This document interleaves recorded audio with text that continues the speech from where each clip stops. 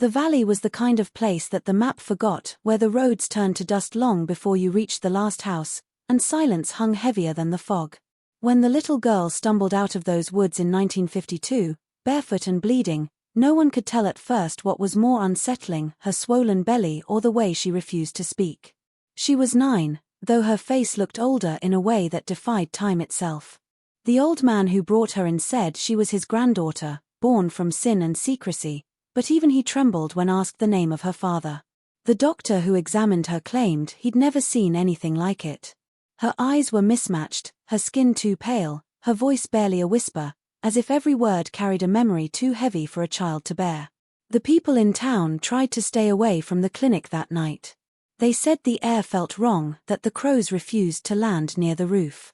And when the girl finally spoke, just before dawn, her first words were not a plea for help, but a question that made every nurse in the room go still. She asked where her uncle had gone. Then she said he promised to come back when the baby was ready. From that moment, no one in the town of Millhaven ever slept quite right again. In the early 1950s, there was a quiet valley tucked away deep within the Appalachian Mountains, a place where time itself seemed to hesitate. The people who lived there were few, their homes scattered among the trees, and their stories rarely left the hollows they were born in. It was here that a birth record surfaced, one that made even the most hardened townsfolk look twice. It was not the name that drew attention, nor the date, but the age of the mother written in shaky cursive, 9 years old. The revelation spread like rot beneath the floorboards of the town's calm exterior, whispered first in the dim light of the church steps, then murmured in the dusty aisles of the general store. No one could quite believe it, yet everyone seemed to know something about the family it belonged to.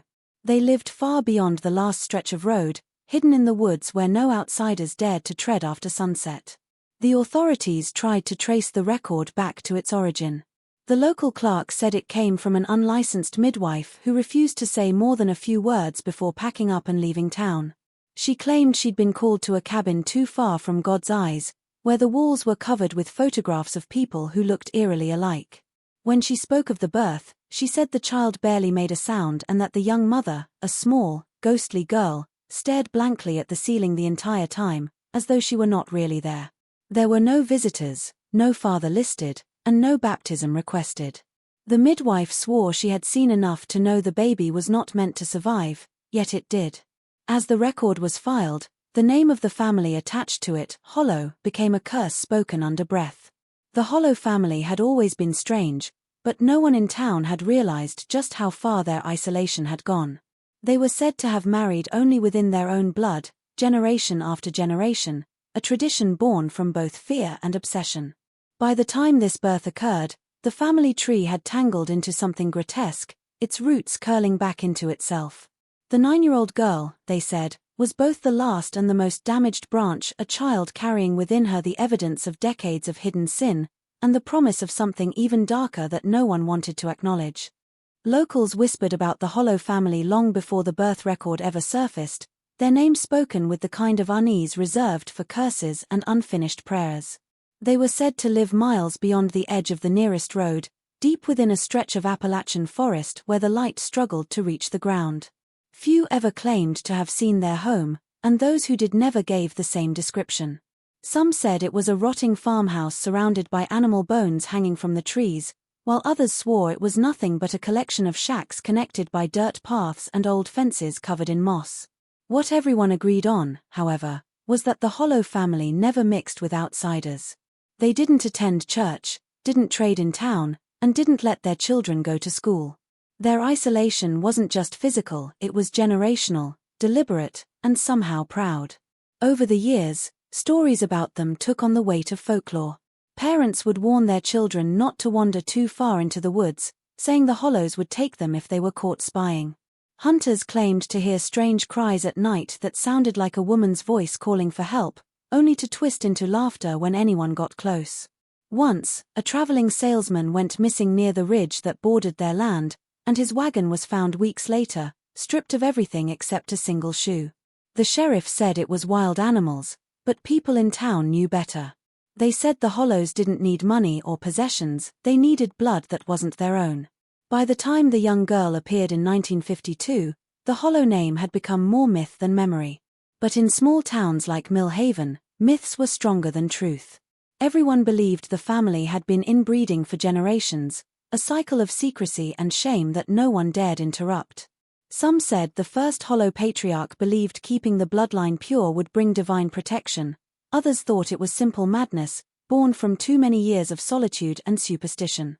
Whatever the reason, it was clear that what had once been a family had become something else entirely, an echo of itself, repeating the same mistakes until their children barely resembled what they were meant to be. So when a 9-year-old girl carrying a child was said to come from their bloodline, no one was surprised. Horrified, yes, but not surprised. It felt like the inevitable end of something that had begun long before anyone alive could remember, a dark harvest finally coming due from the soil that the Hollows had poisoned with their own name. The girl was first seen in town on a grey morning when the fog clung to the streets like a living thing. She walked beside an old man who leaned heavily on a crooked cane, his clothes soaked from the rain, his eyes shifting from side to side as if he expected someone to follow. They came from the direction of the woods, out of a trail no one used anymore, and by the time they reached the small doctor's clinic, a crowd had already begun to gather. The girl was tiny, barefoot, her hair tangled with leaves, and her face pale as chalk. But it was her silence that chilled everyone. She didn't cry, didn't look afraid, and when the nurse tried to touch her hand, she recoiled like an animal that had learned to expect pain.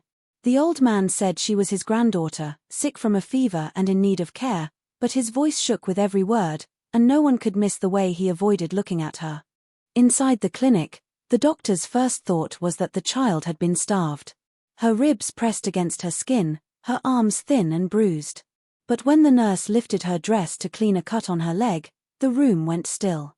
Her stomach was swollen, far beyond what could be explained by illness. The doctor stared at her, then at the old man, who had begun to mutter prayers under his breath. When asked who the father was, he only said, "He's gone. Gone where the rest of them are." The nurse stepped back, uneasy, realizing that the girl hadn't spoken a single word since entering the room. Her eyes were distant, not empty but aware, as though she understood more than she should. The old man's story began to crumble quickly. He couldn't name the child's parents, couldn't say where exactly they lived, and when pressed, he admitted that he hadn't seen another soul at the cabin for months. He claimed the others were resting, a word that made even the doctor's hands tremble.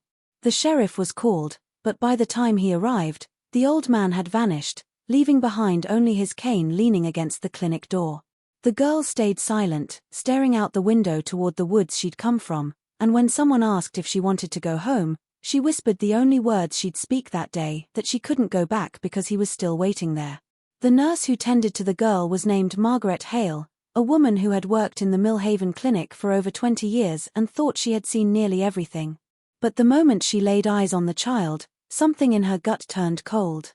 The girl barely moved as Margaret cleaned the dirt from her skin, her eyes fixed on the ceiling as though following shapes only she could see. Her pulse was faint, but her breathing steady, unnervingly calm for someone so young. At first, Margaret assumed the pregnancy must have been misrecorded, some strange medical anomaly, but as she continued her examination, the truth became impossible to ignore. The girl was carrying a child, and her small body showed signs of trauma that no child should bear.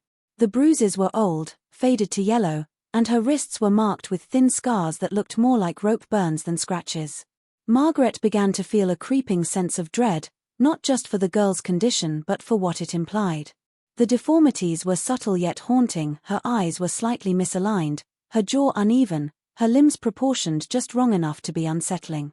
Margaret had seen similar features before, in children born from close relatives who refused to heed medical warnings.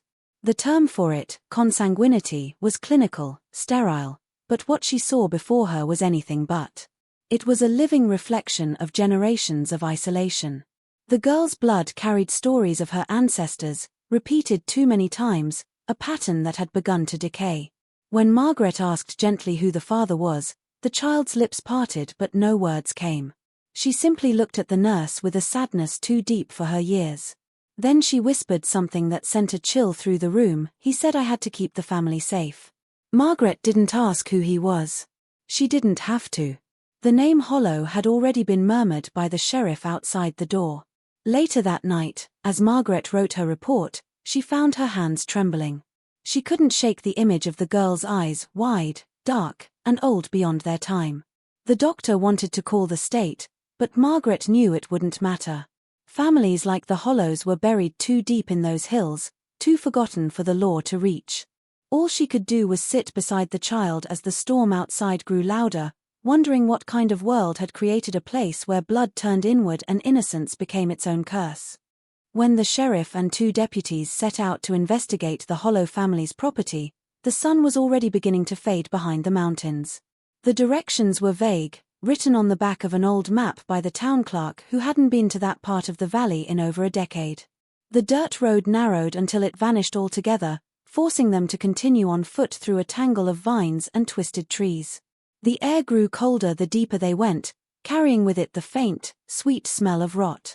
After nearly an hour, they reached the clearing, a patch of land where the woods opened up to reveal what looked like the remains of a homestead swallowed by time. The house stood crooked and sagging, its windows boarded, its roof sagging under the weight of moss. No smoke rose from the chimney, no sound came from inside. Yet, for reasons none of them could explain, it felt as though someone was watching. The sheriff called out, his voice cracking through the stillness, but there was no answer. They approached cautiously, flashlights cutting through the dim light that filtered through the trees. Inside, the air was thick with dust and the smell of decay.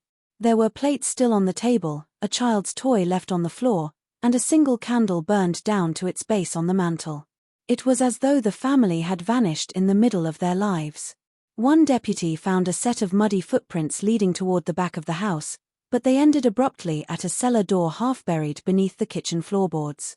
It was locked from the outside with rusted chains, and something about the sight made the sheriff's stomach twist. When they pried it open, the stench hit first, heavy, metallic, unmistakably human. The light from the sheriff's lantern flickered over the steps leading down into darkness. He hesitated, then descended slowly, his boots creaking on the old wood. What he found below was not what he expected. There were no bodies, no signs of a struggle, just walls covered with scratched markings and names repeated over and over again. In the far corner, a small bed stood against the wall, the sheets stained and sunken, as though someone had lived there long after the house above had been abandoned. The sheriff left that place with a sickness he couldn't name, and when he returned to town, he told no one what he thought he saw moving in the shadows beneath the stairs. Weeks after the sheriff's visit to the Hollow property, a box of weathered journals was discovered in the ruins of the house when the county sent workers to condemn the land. They were found tucked behind a false wall in what had once been a bedroom, wrapped in cloth and tied with twine. The pages were brittle, stained with mildew, and written in a cramped, uneven hand that changed slightly over time but always carried the same desperate rhythm. The first entries dated back to the early 1900s, belonging to a man named Elias Hollow, the family patriarch. His words painted a picture of a family that believed themselves chosen, bound by a promise to preserve their bloodline. He wrote of purity, of destiny, and of keeping outsiders away, convinced that the world beyond the mountains was corrupt and that salvation could only come from within their own lineage. As the years went on, the handwriting shifted from Elias to others, his sons, then his grandsons, each repeating the same strange ideas. They wrote of the circle and the seed, of ensuring that the Hollow blood remained unbroken. There were mentions of daughters being kept from leaving, of marriages arranged within the family, and of newborns described as the continuation of the root. The language grew more frantic in the later volumes, less like faith and more like madness. One entry, dated just a few years before the 9-year-old girl's birth, spoke of a child born without difference, a phrase the sheriff's office later interpreted as meaning that the child's genetic makeup was too similar to her parents. The journals revealed not a family preserving itself but one collapsing inward through obsession and superstition. In one of the final entries, a man identified only as Uncle Jay wrote about a young one chosen by the old blood who was meant to begin the cycle again.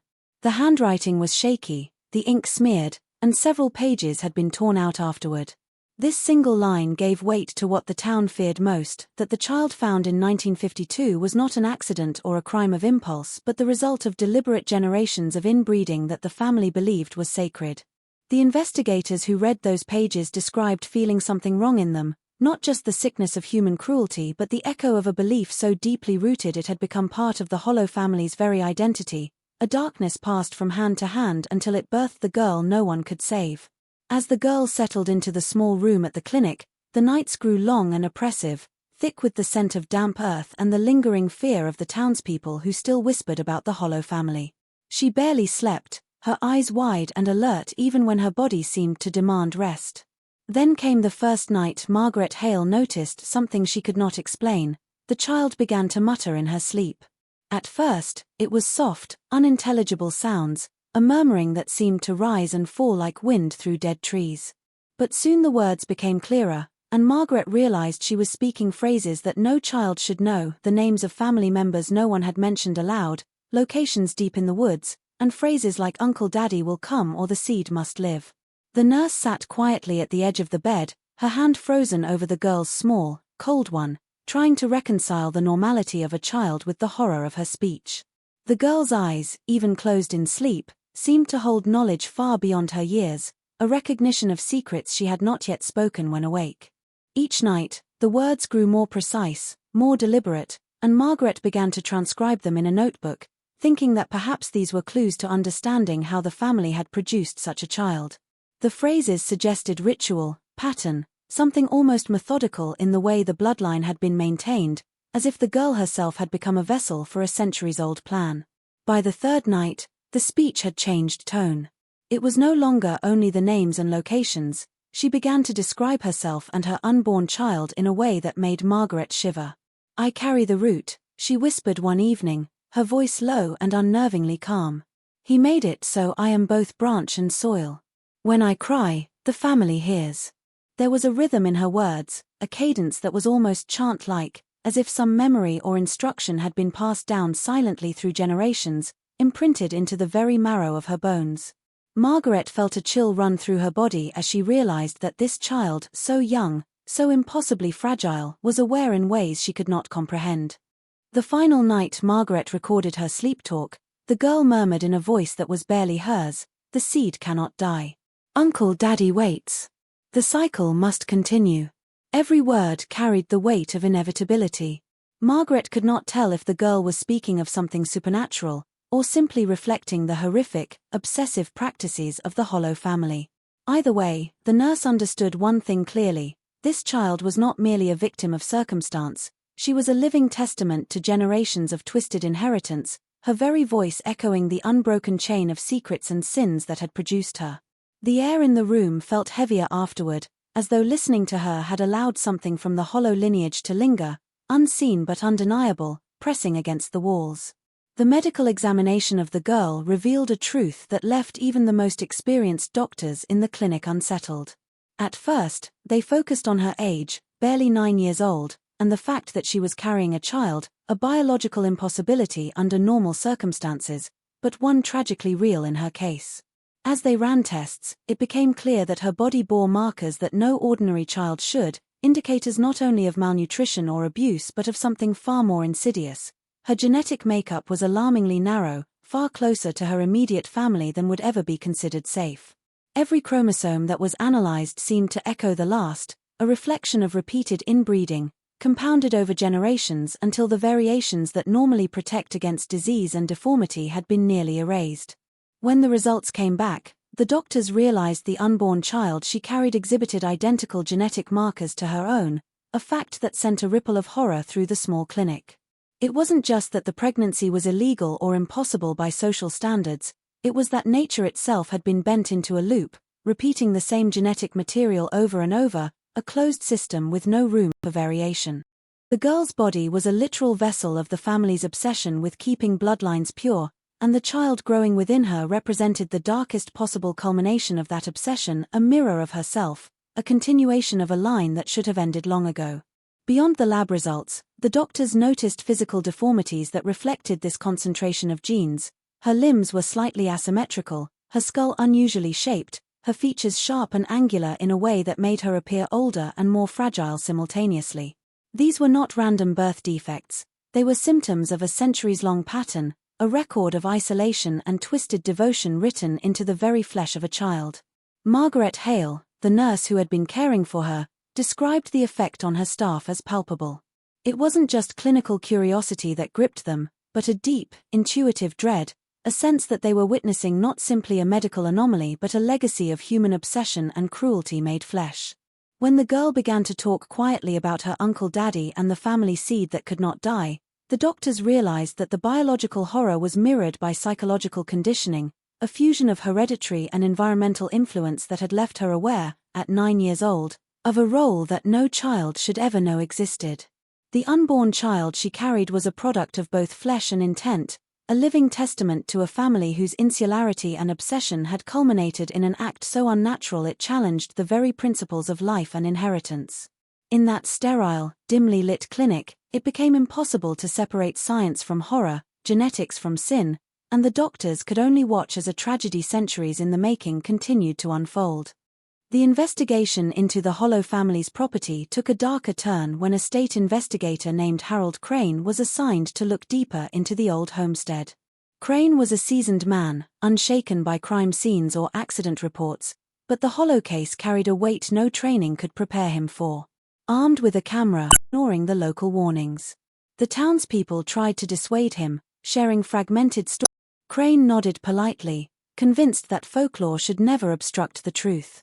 But as he ventured deeper into the forest, the familiar sense of unease began to gnaw at him, the silence growing oppressive, broken only by the crunch of his boots on dead leaves.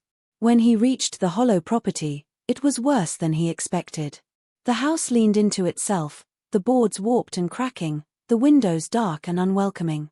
The air was thick with decay, the smell of rot mixing with something metallic, almost sickly. Crane circled the house, taking photographs from every angle, documenting footprints and broken boards, and then, almost instinctively, he approached the cellar. Something about it called to him, a pull he couldn't explain. He descended the stairs with a lantern, and that's when the air seemed to change, heavy and suffocating, as if the house itself were breathing down his neck. Inside the cellar, Crane found evidence that went beyond neglect. Walls were scratched with names, dates, and symbols that made no sense, some overlaid with older markings that suggested decades of repetition. In a corner, a small bed was draped in moldy sheets, its mattress sunken from weight long gone. But it wasn't the state of decay that froze him, it was the camera. He had been taking photographs methodically, yet when he glanced at the screen, he noticed shapes in the frames he hadn't seen with his own eyes, shadowed figures lurking behind corners, the faint outline of a child watching from the darkness, and something taller, unhuman in shape, moving in the background. Crane never returned from that visit. His vehicle was found abandoned near the edge of the woods days later, the engine still running, papers scattered in the grass. Weeks afterward, his camera was discovered buried beneath the nursery floorboards of the Hollow house. The images on the film were unsettling, blurred, and fragmented, showing fleeting glimpses of movement, small pale faces with hollow eyes, and figures that could not exist in natural form. Those who saw the photographs described an immediate sense of dread, as though the Hollow's presence lingered in the images themselves. The camera, a tool meant to document truth, had captured something that transcended it, a reminder that some families and the horrors they hide are best left undisturbed, and that curiosity in these mountains could come at a cost no one was willing to pay. Decades passed after the events surrounding the Hollow family, and the town of Millhaven tried, as it always did, to bury its darker stories beneath polite conversation and the quiet routines of daily life. The 9-year-old girl and the horrors she carried faded into whispered recollections, dismissed by newcomers as nothing more than old wives' tales. Yet, the weight of the past refused to stay buried. When the county began digitizing its old records in the late 1970s, a curious discovery emerged: the birth certificate of the Hollow girl. The document was filed in the usual way, its handwriting neat and deliberate, but the details on it were impossible, or at least, they should have been. Her age at the time of birth was recorded as 9, and the father's identity was left blank, consistent with the rumors that had long surrounded the family. The rediscovery sent a tremor through the few who remembered the story firsthand. Archivists and town officials who examined the record could scarcely believe what they saw. Dates aligned in a way that suggested a reality even stranger than the tales told around church steps and market stalls. The certificate bore a stamp that should not have existed, and the official signatures had been traced over so precisely that they appeared almost ritualistic, as if someone had made sure the record would survive perfectly intact, unaltered, and undeniable. For those who had long speculated about the Hollow family, this was proof, a reminder that the past they had feared was not just memory or myth, but fact. When researchers and journalists began to sift through the digital archives, they uncovered more anomalies: family trees that looped unnaturally, records of marriages that seemed biologically impossible, and cryptic notations that echoed phrases from the Hollow journals: "The seed must live, the cycle continues." It became clear that the girl's birth was not merely a grotesque aberration, but the culmination of decades of obsessive inbreeding that had been documented carefully, almost obsessively, by those who had come before her. The birth certificate, in its cold, bureaucratic language, carried the weight of generations, the unbroken chain of secrecy and insularity that had produced her. The record also contained a quiet, haunting implication: the Hollow legacy had not ended with her. If the documentation was accurate, then the cycle she represented, the inbreeding, the twisted preservation of bloodline, the intentional isolation, had the potential to continue. The townspeople who glimpsed the certificate and related records described feeling a chill, as though the past itself had reached out from the pages, reminding them that some sins and secrets refuse to be erased, no matter how many decades pass, and that the Hollow family's shadow stretched far beyond the confines of memory, waiting for the next echo of its dark design to emerge.